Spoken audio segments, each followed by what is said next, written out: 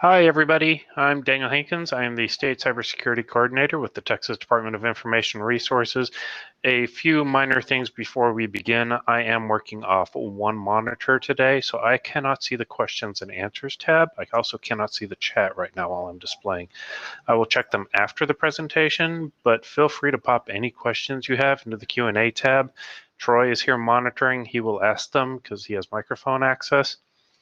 And as I mentioned, feel free to interrupt all you want. I also have a slight little sniffly thing going, so my apologies for all the you're going to be hearing. But let's begin. University of Texas at San Antonio, I work with them closely, awesome institution. They asked me to cover the August 2019 cybersecurity attack in Texas. This is the event that affected 22 local entities. So I'm going to go through this. First, we're going to dive into it at a super high level. We're going to cover some of the preparation steps that DR did, and then we'll go into a little bit more details. I will state that there are some actually, I removed the indicators compromised slide on here. All of the indicators compromised from this attack are already part of every antivirus system out there. So you do not have to worry about any of the indicators of compromise.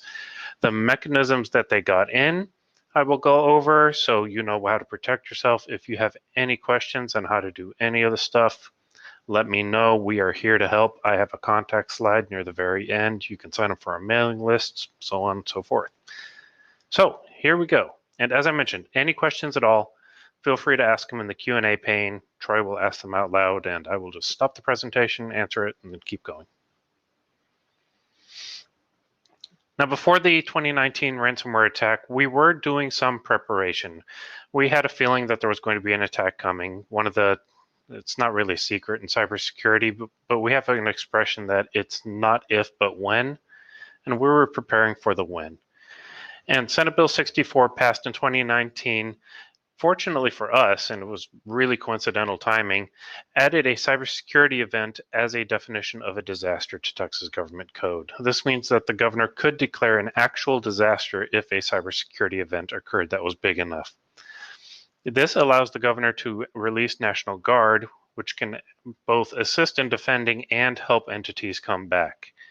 Now, I want to make clear here that if you are a government entity or any entity at all, it does not mean that the governor is going to declare a disaster if you get hit. This was a very large scale event. It happened all across Texas. Hence, the governor said, yes, it's a disaster. He deployed troops. We see smaller entities attacked all the time that do not meet the definition of disaster. So please do not count on the governor declaring a disaster if your entity is hit. We will help you. Not going to be a disaster declaration. We also did the cybersecurity annex development for the statewide, well, it's a cybersecurity incident response plan, but there's a statewide annex for disasters and emergencies. And we created a cybersecurity one. We worked with the Department of Emergency Management, the Department of Public Safety, and the Texas Military Department. And we actually had some incident handling training so that we were prepared when something happened on what to do. We know where to go, we knew who to talk to, we knew which phone calls to make. And this actually came in super helpful just a few short months later. No, I know somebody's going to ask this. You cannot get a copy of that. It is confidential. We do have protections around it. Fear not, it has been updated since this event, so it's even more comprehensive now. But yeah, we're not going to give you a copy of it. We will help you with your incident response plan if you need that, though. For this event, we did have a ton of entities respond. I'm not going to read the slide to you. The slide deck is available in PDF and the documents for the session. Feel free to download it. You can read all of them yourself if you want to. But be aware, this was not just DIR, DPS, TDM, and a few minor state agencies responding. This had a massive support effort, and we are thankful to each and every one of them. We also had a managed security services contract come online shortly before this event happened. Now, this is going to sound a little sales pitchy, and I apologize for that, but I wanted to give everybody context to what managed security services is. It's basically security professionals on retainer for eligible customers. Everybody that got hit in this event, except for the managed service provider, was an eligible customer. And when the state responds to stuff, initially what we do is we Basically, it's triage, like when you're in a hospital. How bad is it and who needs the help first? We will, in some cases, help get things up to a certain level, but our group is only 12 people. We can't come in, we cannot rebuild your domains, we can't bring back up your web servers, we can't make your backups magically reappear. We just don't have the resources for that. We're handling the entire state 24/7. So instead, we have the managed security services contract where if somebody gets hit and they really need cybersecurity help, they can sign this retainer contract with us. It's absolutely free, no charge. And then they can engage managed security services at whatever the pre-negotiated rates are. And then those professionals, which come from the private sector, will come in and help recover. So this was online right before the attack. It actually helped a lot of customers come back online. And I'll point out a little bit later on in the presentation how this comes into play. Now, at a super high level, this is the attack timeline of what happened in August. On August 2nd, the actor, aka Sodin23, managed to get access to a managed service provider, or MSP, as I'm going to be calling them, via software called Screen Connect. I'll cover Screen Connect in the next slide, but they got in on August 2nd. 14 or 2 weeks later, the attacker came back on and detonated the ransomware, which hit 22 entities. They set a payment of $2.5 million. The ransom was not paid. In fact, we did roughly 10% of that cost in order to get everything back. And on August 16th, the state response was started because our phone just started ringing. By August 23rd, the state response was done. This does not mean that every entity was back up and running at 100%, but every entity was back up and able to do their essential functions. What happened on Friday, August 2nd at 7:31 a.m., and all these times are Central Time, the actor actually managed to get into the MSP Screen Connect server remotely from a Tor exit node. This means that we could not track where the actor was actually coming from. We have our suspicions, but Tor anonymizes where the data is coming through. So, kind of going with our suspicions, kind of going with the FBI findings, which are also in the slide deck. Sodin23 then used the Screen Connect server to remotely connect to a computer and several of the victim networks and check their attached storage. This comes in very important because in some cases, backups were also encrypted. And there's a couple key lessons about the backup encryptions that are not in this slide deck, but I'm going to cover right now. If you have backup on your network, please make sure that you did not map a drive letter to it. Because if you mapped a drive letter to it, the way that ransomware works is it goes through all your drives and starts encrypting. And if you mapped a drive letter to it, you can just guess what happened. It also encrypts your backups. And yes, this did happen to at least one of the victims. I am also not going to be covering victim names. Those are still confidential at this point. I'm sure if you Google, you can figure out some of them, but we are not going to confirm nor deny any particular victims in this presentation. So the actor connected 7:31. Between 7:31 and 7:45, 14 very short minutes, basically did the recon and then back out of the network. Now, Screen Connect is kind of like Microsoft Remote Desktop. For those of you who are not Windows administrators, it's pretty much similar to standing in front of a computer. You have everything right there. You have the taskbar, but Screen Connect also lets you send files between servers. Remote Desktop, you have to copy them via paths. This one, you click a little box, you can shove the file out there. You can shove the file out there to hundreds of servers at once if you want to. And then you can also execute the files remotely. You don't actually have to be on the server that you sent the file to run the file. And some of you are thinking, oh man, I see what's happening now. Yeah, that's what happened. The Screen Connect software that was used by the MSP was also accessible to the internet. There was no two-factor authentication. So once the attacker got in, they were in, and it wasn't that hard to get in. So how did they get in? We're not 100% sure. There's two access scenarios. The first one is that they just brute forced the password. We can't tell if that happened or not. They covered their tracks pretty good, but there's some evidence that may have happened. There was no multi-factor authentication there, so once you guess the password, you're in.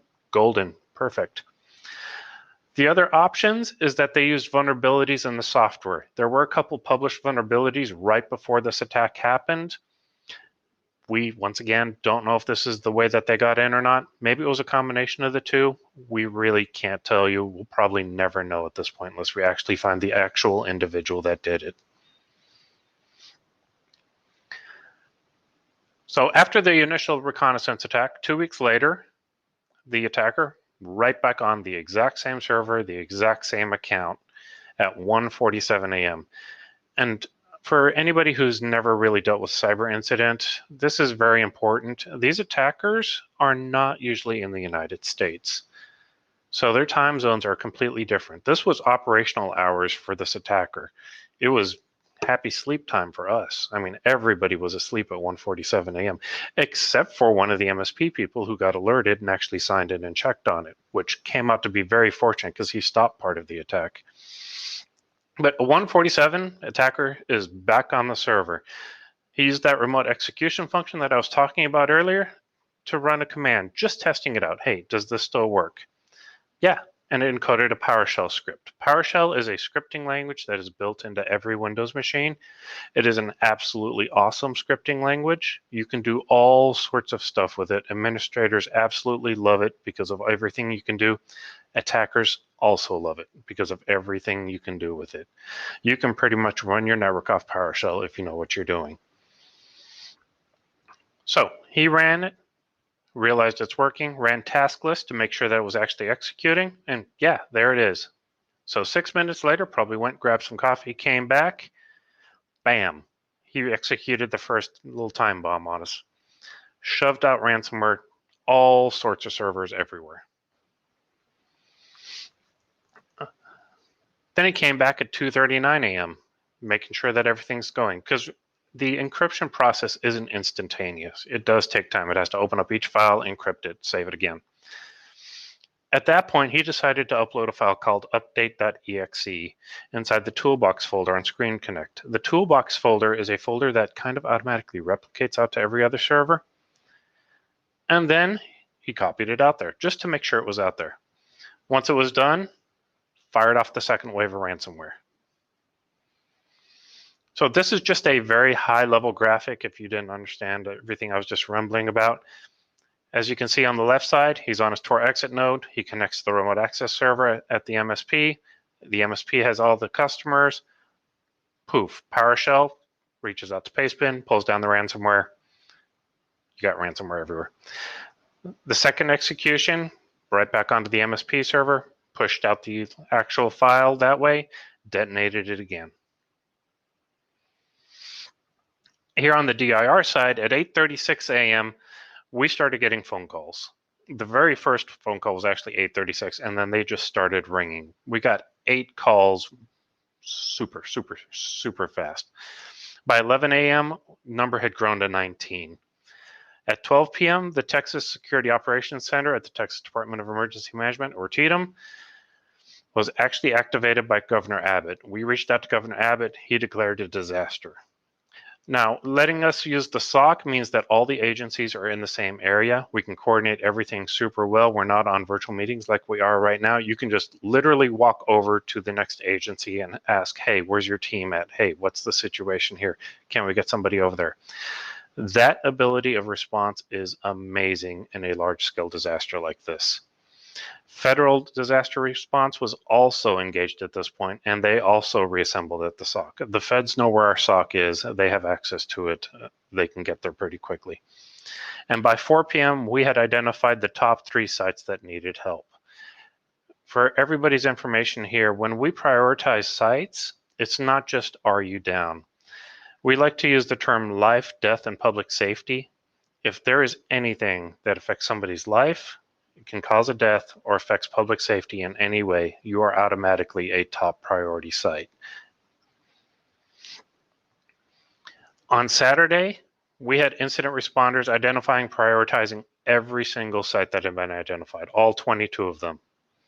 We had people driving all over Texas. And by Sunday, somebody from DIR or one of the assisting agencies had actually been to a site talking to the people there, making sure that it was just not exactly what was on the phone, because people, when there's an incident, they start to panic. And by actually sending somebody there, we can assess that, yes, this is actually that bad. Or in some cases, we got there. I was one of them that was out on the road that day. We get there and we look at things and we go, oh, no, this is actually much worse than they initially diagnosed.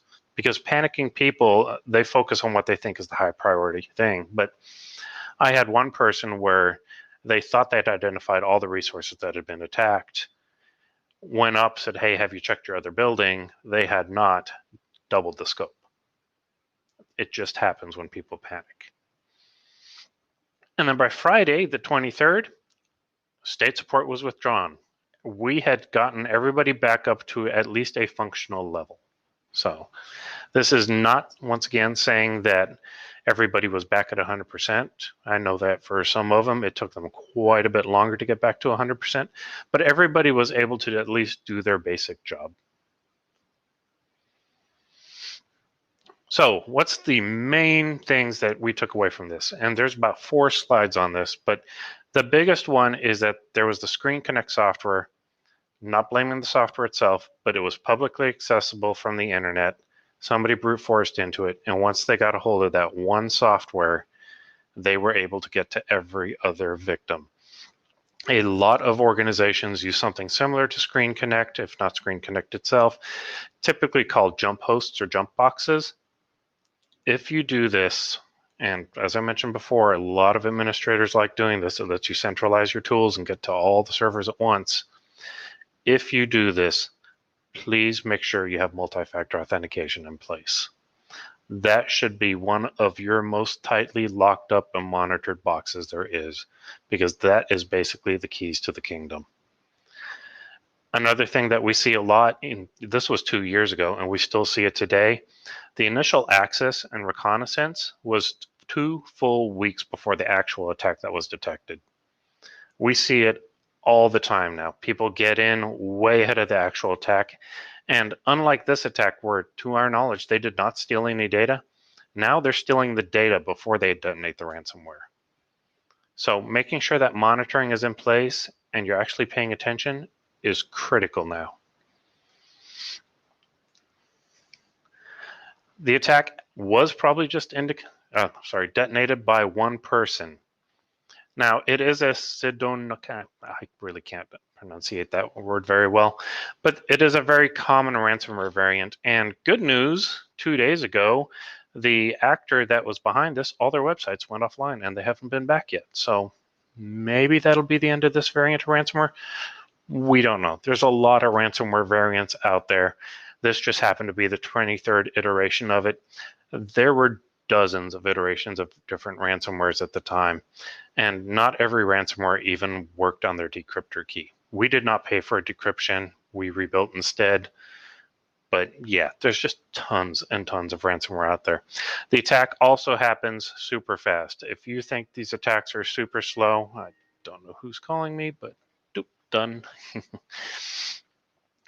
These attacks are not a super slow, long iterative process. It takes minutes, sometimes even seconds. If an attacker can scan your network, see something's open, get into it, now they can have something detonated within a few seconds.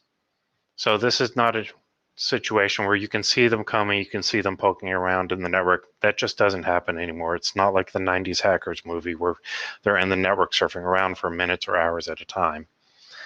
Super quick, in, out, get the job done, because this is literally their job, and then they wait for a payout. The attackers are also very familiar with your tools. If you can buy it commercially off the shelf, they probably have a copy of it and they're familiar with it. Same thing happened with the Screen Connect here. Whoever detonated this, they knew how to operate the Screen Connect software. They took full advantage of it. We expect to see we don't expect to see, we do see the same thing all the time with ransomware. If you have a tool out there, they have a copy of that tool. Might not be configured the exact same way, but they can work their way around it. They're not dumb. So in this case, we also got very fortunate. The attacker did not establish a presence in the environments. They basically popped in, detonated the ransomware, popped back out, and then just waited for a payout that never came. So a couple recommendations, and I am going to read this slide.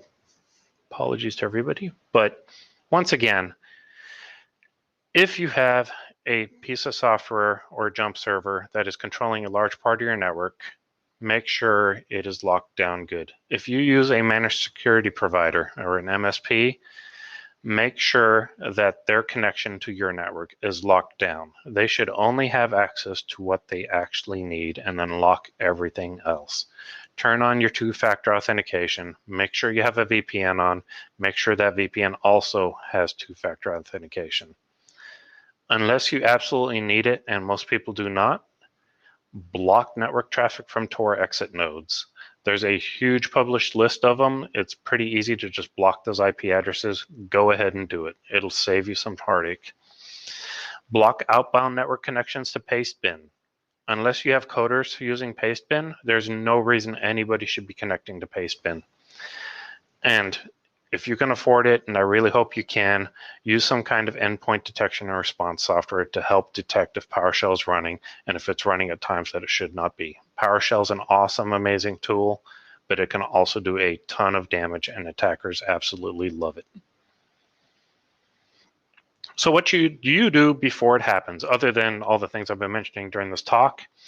First, sign up for every notification, newsletter, and meeting you possibly can. It's better to have access to the information than not to know it didn't exist at all. Make some connections. Talk to the people around you. Talk to the people down the street. Talk to the city next to you. If you're a private business listening to this, go ahead and talk to the other private businesses. The big banks talk together. I mean, they're in competition with each other, but when it comes to cybersecurity, they're all working together, and you should be working with everybody you can as well. Also, please do not be afraid to share information. If something happened to you, there's a very, very, very good chance it's going to happen to somebody else. Don't be embarrassed. Go ahead and share it out. Most places that share information will anonymize it for you, so you won't even get identified. But if it happened to you, it's going to happen to somebody else. Please share that information. In an effort to help share information, we, DIR, have the Texas Information Sharing and Analysis Organization. It's really come online mainstream in the last year, but we share information all the time. We share training events all the time. We have monthly meetings where we bring in guest speakers. If you have any question, no matter how big, how small, there's no such thing as a dumb question. We will answer your question, because we figure if you have that question, somebody else also has that same question, and they're just a little bit too embarrassed to ask. So go ahead, ask the questions. We are here to help you, and it's available to everyone in Texas at absolutely no cost. Also, if you have not started your incident response plan, or you haven't looked at it in a long time, take a look at your incident response plan. If you take nothing else, out of this presentation, please, please, please either start or take a look at your incident response plan. I can tell you firsthand from all the entities I went to in August that those with a plan did so much better than those without. I walked into entities that had actually been hit before that didn't have a plan. They still did worse than the entities that had been hit for the first time ever and had one. So please, please, please make a plan. If you need help with a plan, let us know. If you want us to be part of your plan, let us know. We are here to help you with your planning. And that's all I have. I'm going to stop sharing now and answer any questions I see in the Q&A window.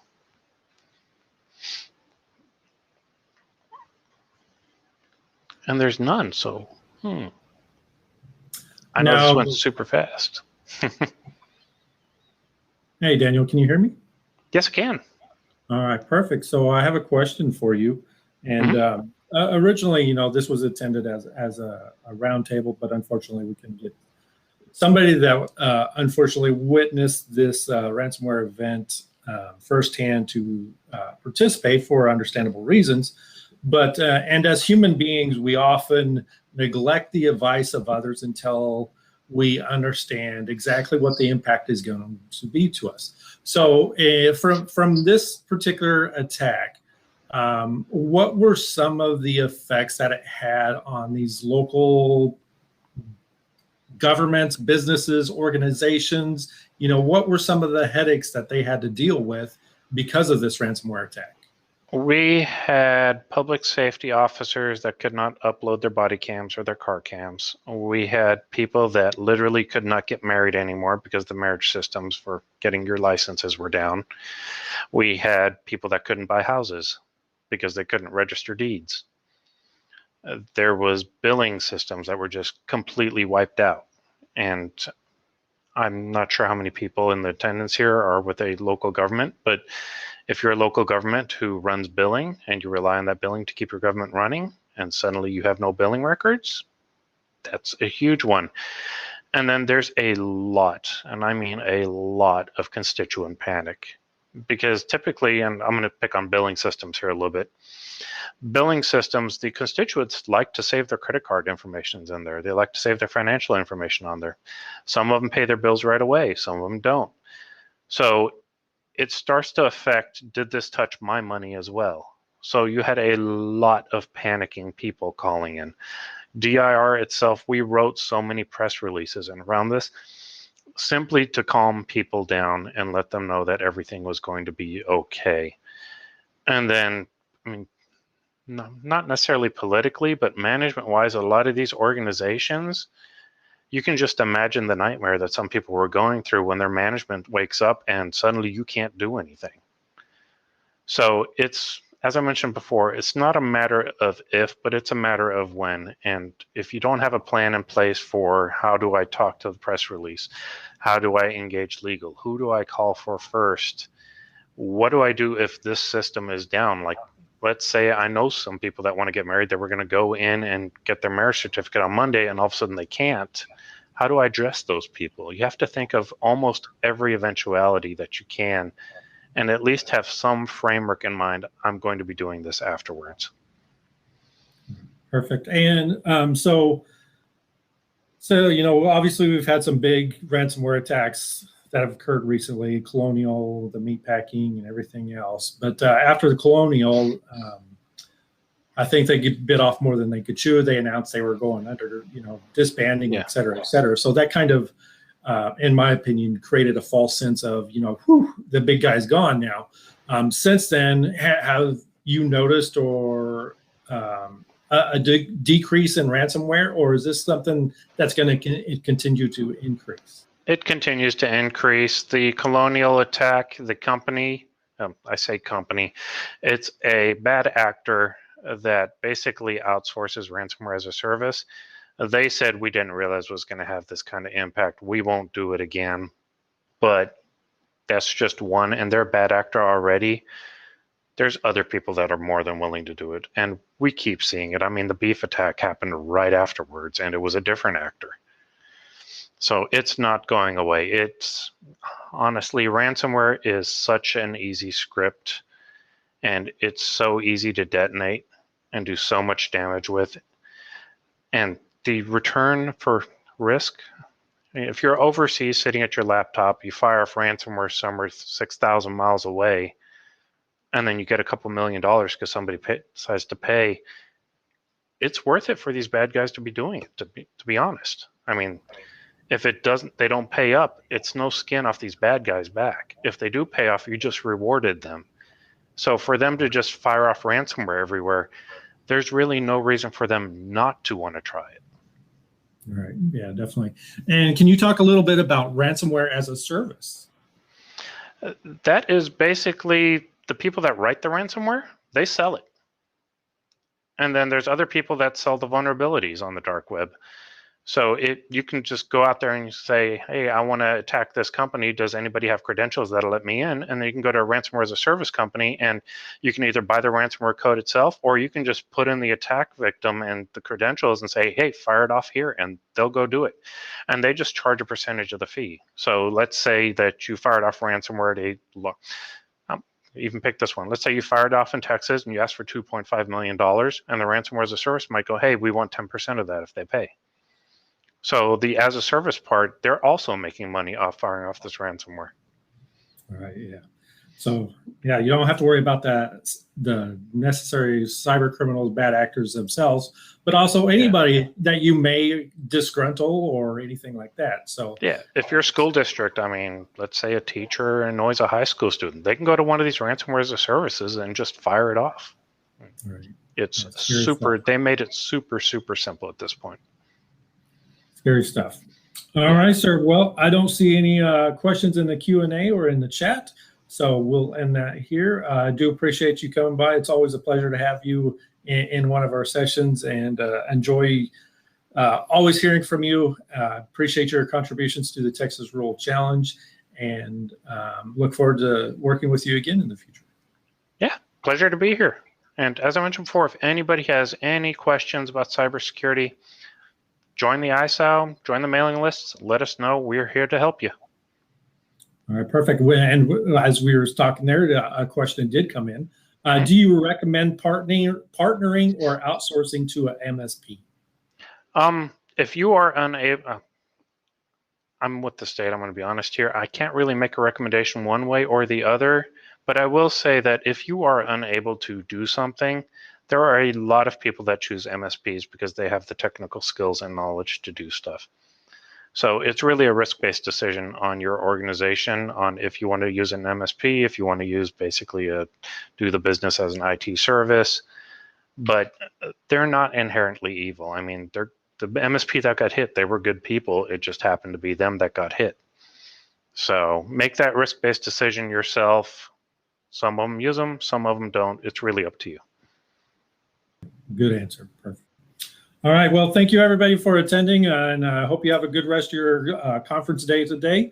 Don't forget that we'll have the closing session at 3 o'clock, and then after the closing session, we still have our final networking event. If you didn't get to participate in that yesterday, it's kind of interesting. It's like a speed dating matchmaking type of event. So definitely check that out if you have a chance today at 4 o'clock. But with that, I'm going to stop the broadcast, and we'll see everybody soon.